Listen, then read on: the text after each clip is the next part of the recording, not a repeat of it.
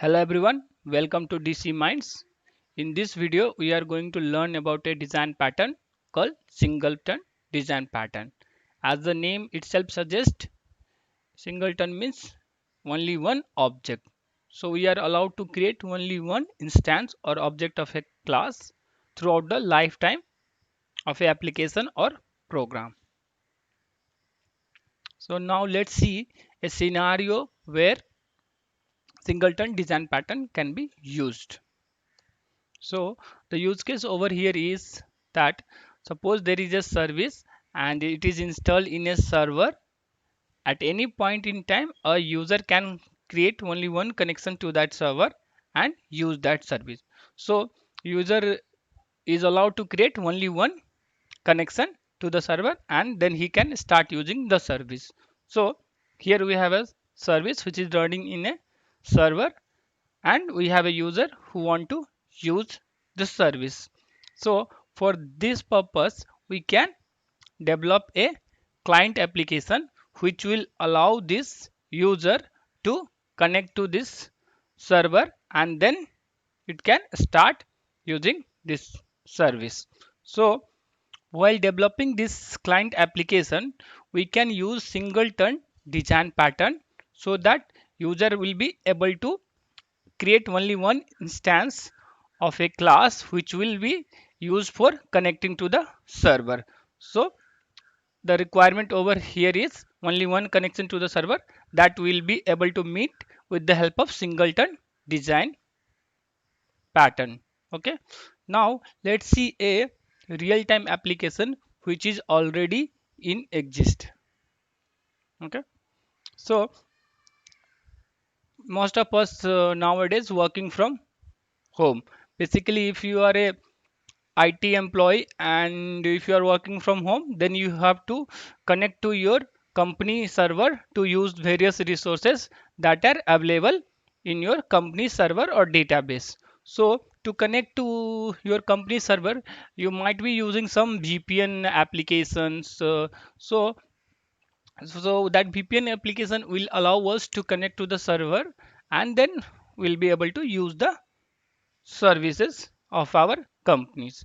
Okay, so now let's see a application which is called as Cisco AnyConnect secure mobility client. So what it does, it allow us to connect to the company server and then after that we'll be able to use the various resources like database, email services and various shared files and all. Okay, so this application allows only one connection per user to the database or server. So here the constraint over here is only one connection is allowed per user. So we can use singleton design pattern to implement this kind of behavior or implement this kind of application where only one connection is required. So singleton also will allow us to create only one instance of a class which can be used to connect to the server. Okay, so now let's see the code which will help us to implement singleton design pattern. Okay, so here we have a class which name is singleton and it has a static pointer member mobj and it is a static member. So we have to define it outside. So basically we have to initialize the static member outside. So I have initialized the static member with null initially as it is a pointer and then we have a public static method called get object. So what it does, it allows us to create a instance of a class, means basically instance of this class. Okay, so here first we are checking whether it is null, means whether it is created or not. If it is not created, then we are creating it and then we are returning it. Suppose there is a situation where it is already created, then we will not create it and then we will return it. And then we have this destroy object which will delete this object which has been created. Okay, and we have made the constructor as private and copy constructor as private. This is because outside user should not be able to create any instance, or it should not be visible to the outside user. That's why we have to make this singleton, basically the constructor and copy constructor as private. Okay, so first thing is that you have to create a static pointer object of the same class type, and then you have to define a static member function which will allow us to create an instance, and then you have to make the default constructor and copy constructor as private, and then you have to initialize this static member. So now let's see, from main what we are doing, we are using this get object function to create the instance or get the instance of the object. So here what will happen, first this get object will get called, and when this get object will get called, at this time initially this will be null because we have initialized it to null at the starting. Okay, so this will be null. So what will happen, this condition will become true, means null equal to null, and then we will create the object, and then we'll return this. And then now suppose if we are trying to create one more object, suppose I say 2, second time I'm trying to create this object. So now let's see whether it is creating one more object or it is giving the already existing object. So for this let's put a breakpoint. I am putting a breakpoint. This is the functionality or feature available in Visual Studio where you can debug the code using breakpoints. Okay, so first I'll put the breakpoint at this line and then at this line. So now let's run the code, and to run the code in Visual Studio, you after building you have to use F5 function. Basically it will allow us to debug. Okay, now the breakpoint is over here, and if you see the object is not created, it is just seeing XCCC. So now we'll go inside this get object. For this you can use this F11 function key. So now the control has come to this get object, and then if you see this is null, so what will happen, it will create objects. Now if you see the object is been created, is getting created over here. So now object is created and it is having some address, and then we are returning this object. Okay, so the object is created now, so we have one instance of this singleton class. Now we are trying to create here one more instance. Let's see what is happening. Now again we'll go inside this function and we'll see. So now if you see here, the object is already pointing to some address, it means it is already created, so it is not null. So what will happen, we will give this object which was created first time itself. So here we are not creating multiple object, we have created once and we are using that object. So at any point in time only one object is getting created throughout the lifetime of this program or application. So with the help of this static member function and static object, we are able to achieve the singleton design principle rule. Okay, so you can see only one object is created. So single, whenever you want to restrict the instance creation to one, you can use singleton design pattern. Now, so this is how you can create the singleton design pattern, by creating a static pointer and a static member, and you have to make the constructor as private.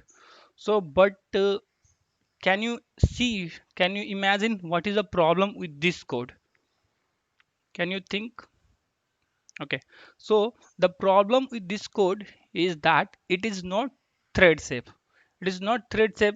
Let's see how. Suppose we have two thread, we have two thread 1, and then we have thread 2. So basically we have two thread here we have two threads, and both of the threads are trying to create the object.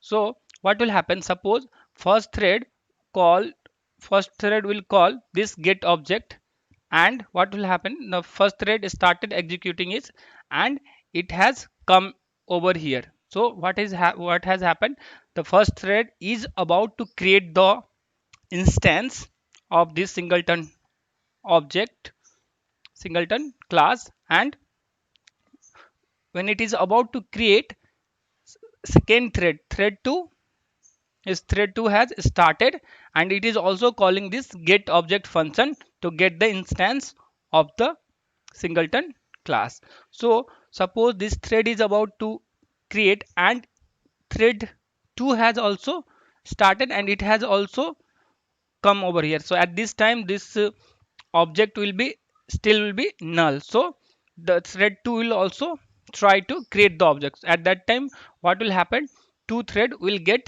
created, basically two instance will get created. And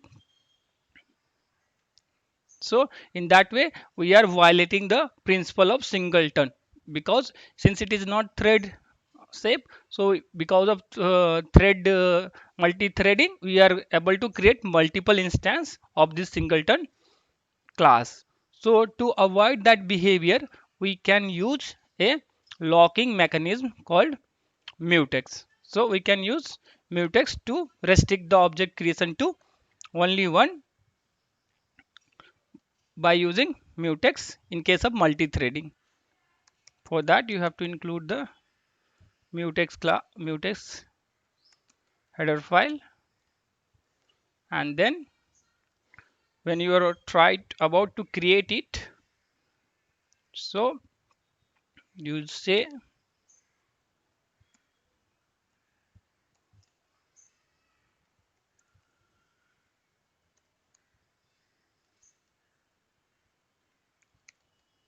so we'll use new unique lock over here.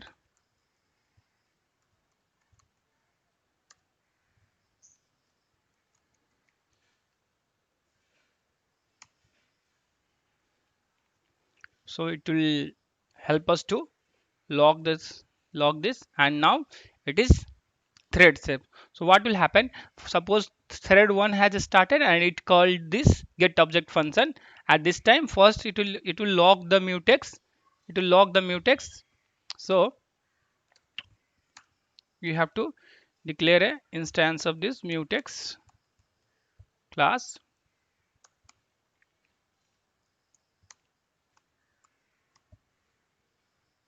and you have to pass it as argument.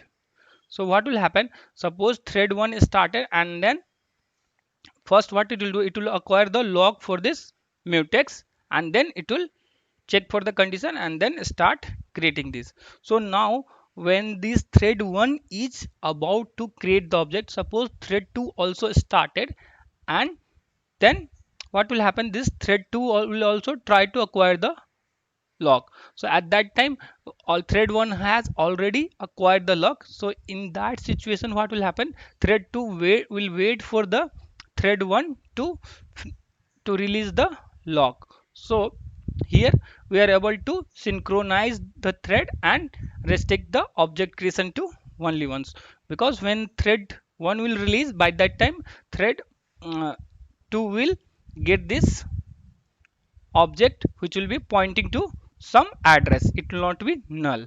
Okay, so this is how you can make the this singleton design pattern thread shape by using mutex. Okay, so this is how you can restrict the object creation to only one instance by using mutex in case of multi-threading. Okay, so and one more thing to note over here is that this is in C++03 implementation. Now in C++11 we have some concept of called default and private behavior. Okay, so default means instead of defining a default constructor like this, you can just say equal to default in C++11. So what will happen? This will act as a default constructor, and if you declare a constructor like this, in that case it will be little in performance wise, it will be little better. And one more thing, here we have made this copy constructor as private, and then we are restricting the copying of the object, but we can make this as public itself. Just we can declare the public. Okay, you can make this